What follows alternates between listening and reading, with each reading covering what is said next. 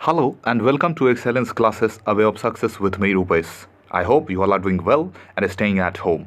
Friends, इस lecture में हम लोग देखेंगे नाउन से जुड़ी हुई कुछ और स्पेशल रूल्स एंड यूजर्स को, जिसको कि हम 5 डिफरेंट क्वेश्चन के थ्रू, 5 डिफरेंट कॉमन एरर्स के थ्रू रादर हम इसको डिस्कस करेंगे और आगे बढ़ेंगे. But before we begin, if you haven't subscribed our channel yet, please subscribe it and hit the bell icon so that you can get the notification of every single video we make. Now without wasting time, let's get started and look into the first question. First question is before you. You can see that I have to do many works today. मतलब मुझे बहुत सारा काम आज करना है.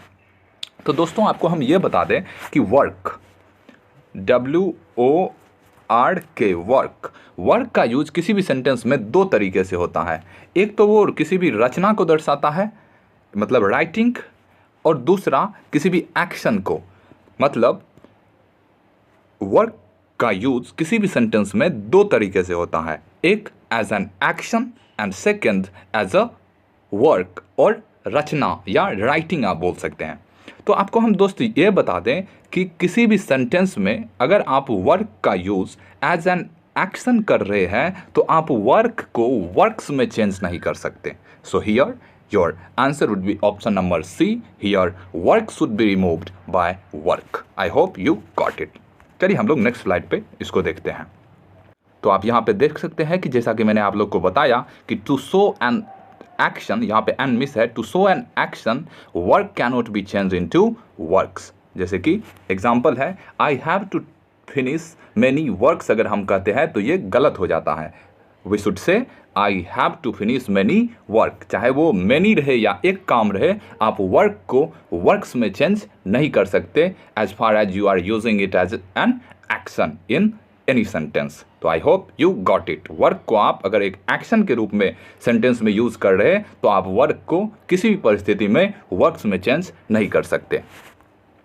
Next आप देख सकते हैं, जैसा कि मैंने आप लोगों को बताया कि टू शो राइटिंग, वर्क का यूज राइटिंग को दिखाने के लिए भी होता है. तो जब आप वर्क का यूज किसी सेंटेंस में किसी के राइटिंग को दिखाने के लिए करते हैं तो इस कंडीशन में आप वर्क को वर्क्स में चेंज कर सकते हैं. जैसे कि यहाँ पे आप देख सकते हैं द गोदान. गोदान क्या है? एक रचना है प्रेमचंद का. The Godan is a work of Premchand. तो यहाँ पे अ है, ए है, तो इससे पता चल रहा है कि ये सिंगुलर है, तो यहाँ पे वर्क सही है. But the Godan and the Gaban are works of Premchand. तो यहाँ पे वर्क सही है, but as far as you are using the word work as an action you can not change it into works. But if you are using work in sentence as an और many writings और more than one writings, you can change it into works. So I hope you got it. आप writing के sense में work को works में change कर सकते हैं, बट एक्शन के सेंस में आप वर्क को कभी भी वर्क्स में चेंज नहीं कर सकते, चाहे काम आपको 1 हो, 2 हो या 1000 हो. I hope you got it. Let's move to the next. Now second question is before you that my brother has 2 issues, a daughter and a son. तो दोस्त आपको हम ये बता दें कि इशू का यूज भी किसी भी सेंटेंस में 2 तरीके से होता है. एक तो वो ऑफ स्प्रिंग को दिखाता है. ऑफ स्प्रिंग का मतलब होता है संतान, अगर आप लोग बायोलॉजी में पढ़े हो तो ऑफ स्प्रिंग का मतलब होता है संतान, और एक इसका यूज होता है एज एन एजेंडा. तो आपको हम ये बताते, यहाँ पे समझने वाली जो बात है कि इशूज का यूज अगर आप किसी भी सेंटेंस में एज एन ऑफ स्प्रिंग कर रहे हैं, मतलब संतान के रूप में कर रहे हैं. जैसे यहाँ पे डॉटर और सन, कहने का मतलब है मेरे भाई को जो है 2 इशूज है, मतलब 2 ऑफ स्प्रिंग है, 2 संतान है, जिसमें कि एक डॉटर है और एक सन है. तो अगर आप किसी भी सेंटेंस में इशू का use as an offspring कर रहे हैं, ऑफ स्प्रिंग के सेंस में कर रहे हैं, तो आप इशू को इशूज में चेंज नहीं कर सकते. बट जब आप उसको एज एन एजेंडा यूज करेंगे तो वो according to the number of agenda you can change it into singular और प्लूरल और इशू और issues. I hope you got it. Here your answer would be option number B. यहाँ पे my brother has 2 issues नहीं, issue होना चाहिए. यहाँ पे ये S गलती है. I hope you got it. Let's move to the next section. यहाँ पे आप देख सकते हैं, जैसा कि मैंने आप लोग को बताया, to show offspring, issue cannot be changed into issues. He has 3 issues, a son 2 daughters।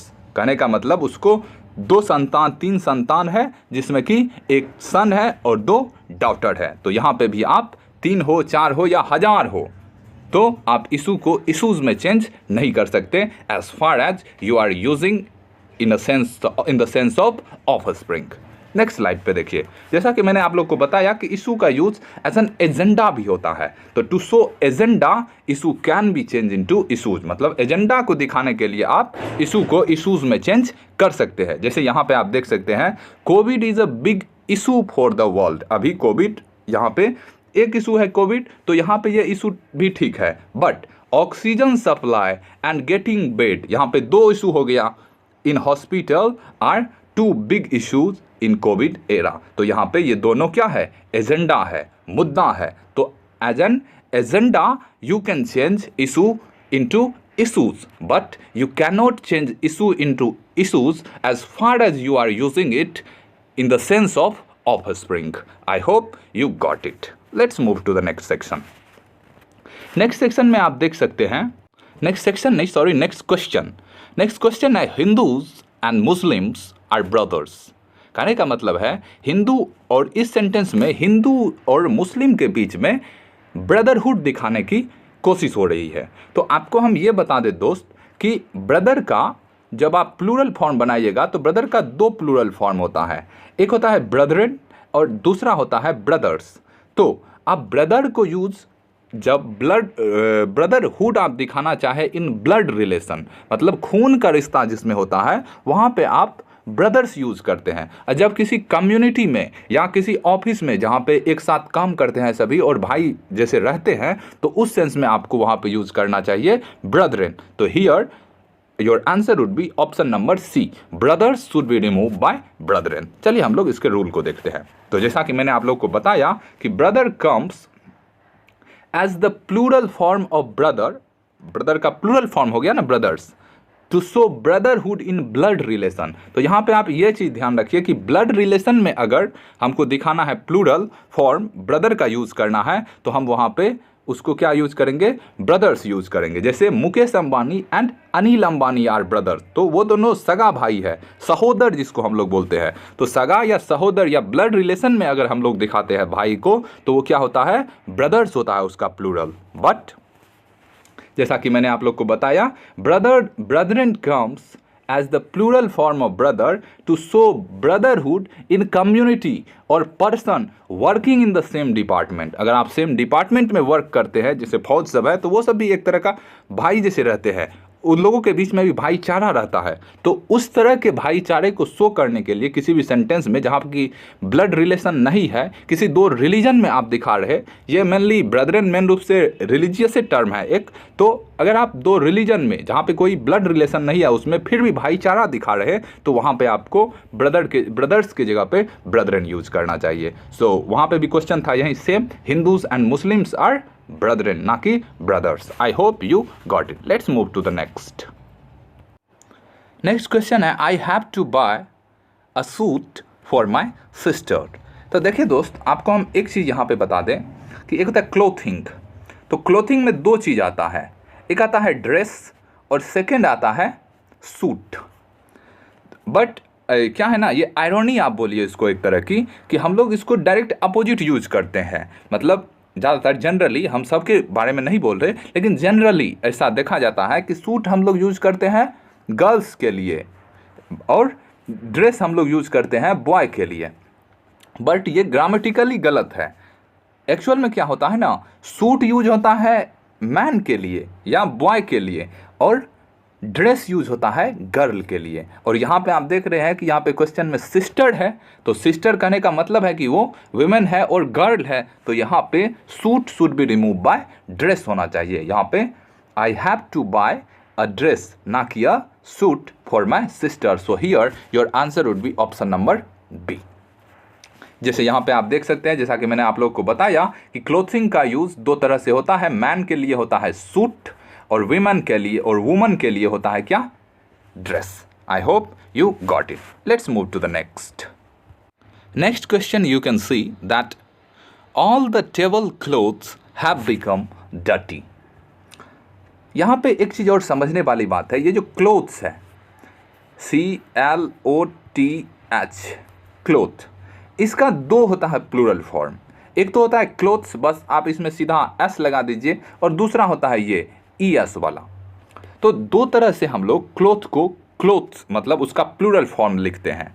But यहाँ पे एक चीज़ ध्यान देने वाली बात है कि जब आप पहनावा के लिए मतलब जो कपड़ा हम पहनते हैं उसके लिए अगर हम क्लोथ को प्लूरल बनाना चाहते हैं तो उसमें बनता है ES लगा के। लेकिन अगर हम कपड़ा को पहनावा के अतिरिक्त किसी भी सेंस में, जैसे पोछा के लिए भी, या टेबल पे भी रखा रहता है जिस पे कि ऊपर से गुलदस्ता रखा रहता है, तो इस सेंस में भी हम लोग कपड़ा को यूज करते हैं। तो पहनावा के अतिरिक्त अगर किसी भी सेंस में आप क्लोथ्स का प्लूरल फॉर्म यूज करना चाहते हैं तो उसमें आप सिंपली एस लगाइए, क्लोथ्स। बट अगर पहनावा के लिए आप यूज करते हैं, जैसे किसी ड्रेस के लिए, किसी सूट के लिए, और आप उसका प्लूरल फॉर्म यूज करना चाहते हैं, तब आप वहां पे क्या कर सकते हैं, उसमें ES लगाइए।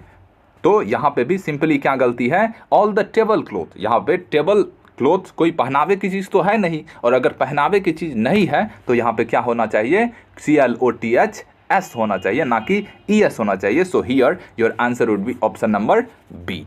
आई होप यू गॉट इट। चलिए इसको देख लेते हैं। तो यहाँ पे जैसा कि मैंने आप लोगों को बताया कि क्लोथ का यूज, उसका जो प्लूरल फॉर्म होता है क्लोथ का, वो दो तरह का होता है। एक होता है ES लगा के, तो ES लगा के हम लोग पहनावा के लिए यूज करते हैं, और S लगा के हम लोग पहनावा के अतिरिक्त किसी भी सेंस में क्लोथ का प्लूरल फॉर्म यूज करते हैं। I hope you got it. So this is the end of the video. Thank you for your time, for watching. Take care, bye bye, and do subscribe to excellence classes.